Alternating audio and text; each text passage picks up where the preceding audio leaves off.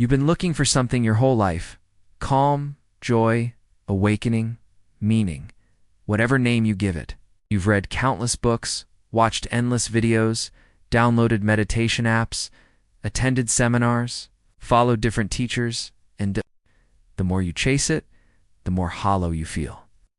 Here's what almost no one tells you. The chase itself is the obstacle. The very act of pursuing peace is what keeps it out of reach. In 1520, a young monk in feudal Japan discovered this in the most painful way. His name was Renjiro, and he devoted 20 years to relentlessly pursuing enlightenment.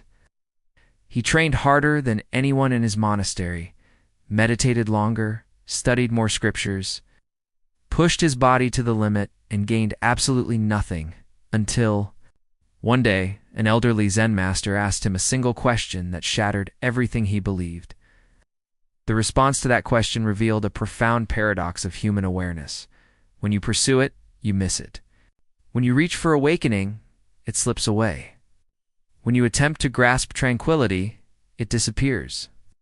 Today, you'll understand why your pursuit is leaving you more confused, why forcing it makes it worse, and how a 500-year-old Zen insight can break the exhausting cycle of endless chasing that has drained you for years.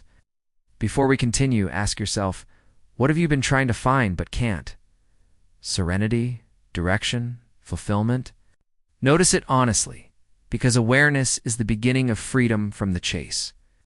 Now, let's begin with the monk who nearly destroyed himself searching. Chapter 1. The Relentless Pursuit, Kyoto Mountains, Spring 1520. Renjiro was 28 years old. He had been a Zen monk for 12 years, and he was on the verge of collapse. Not physically. He was tougher than most monks in the monastery. He could remain seated in meditation for 8 hours without shifting, fast for days, endure freezing mountain rituals. But mentally, he was unraveling. After 12 years of discipline, still hadn't experienced Satori, the sudden realization every Zen practitioner longs for. Think about that. 12 years. Over 4,000 days of meditation. Thousands of hours studying sacred texts. Hundreds of meetings with teachers and nothing. No insight. No awakening. No breakthrough. Only more striving. Each morning, Renjiro rose. At 3 a.m., for Zazen meditation, he sat until his legs burned, until his thoughts turned into a storm he couldn't quiet, until fatigue forced him upright. Then came walking meditation, koan study, discussions with his master day after day, always reaching for an awakening that never arrived. Other monks whispered, "Renjiro tries too hard. He will exhaust himself." But he couldn't stop. Stopping meant admitting defeat. Stopping meant those 12 years had been wasted. So he pushed even harder. Here's what was happening inside his mind, and perhaps inside yours. He believed enlightenment was something external, something to obtain, capture, achieve. So he imagined a future version of himself, awakened Renjiro. That future self was calm, liberated, wise. His current self? Inadequate, still searching, still incomplete. The distance between who he was and who he wanted to become fueled everything. Every meditation, every effort, every desperate attempt to transform into someone else. You may recognize that feeling, constantly trying to upgrade yourself. Consuming self-improvement content, experimenting with new techniques, always. Chasing the version of you that finally figures it out. That was Renjiro, for 12 straight years, and it was breaking him. Chapter 2. The Teacher's Question, one spring morning. During his 6th hour of meditation, his thoughts were chaotic, self-doubt, irritation, judgment. Oh, why can't I do this? What's wrong with me? Others understand, I don't. I'm failing. Master Hakuin, an elderly Zen teacher, observed him quietly. "Renjiro," he asked gently, "what are you doing?" "Searching for enlightenment, Master? And how's that going?" The question lingered. 12 years more frustration than before. "It isn't working. I practice harder than anyone. I follow every instruction. But enlightenment avoids me." The master sat beside him. What are you using to search? My mind. And what is the mind? Renjiro repeated the teachings. The mind creates illusion. The mind invents the false self. He paused. You're using the mind to free yourself from the mind, Master Hakuin smiled. Like trying to clean mud with mud, or a blade slicing itself. Renjiro felt shaken. Then how do I attain it? Stop searching. What? The reason you haven't awakened after 12 years is because you're chasing it. The moment the chase ends, it is already here. That makes no sense. If I stop, how will I ever reach it? Exactly, the master replied. Chapter 3. The dilemma that night. Renjiro couldn't rest. The idea echoed in his thoughts.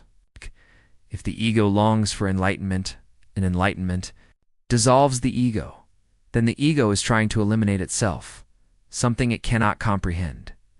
It's like a dictator seeking harmony while being the cause of conflict. Who wants peace? The anxious self.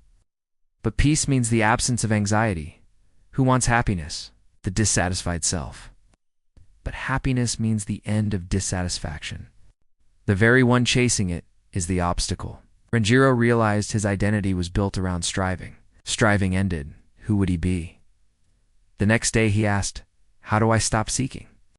"You don't," the master replied. "Trying to stop is another form of pursuit." "Then what should I do?" "Sit." Chapter 4.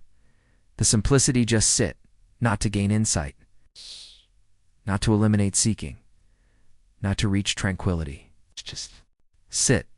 For the first week, his thoughts kept asking, "Is this working? Am I progressing?" The urge to chase kept resurfacing.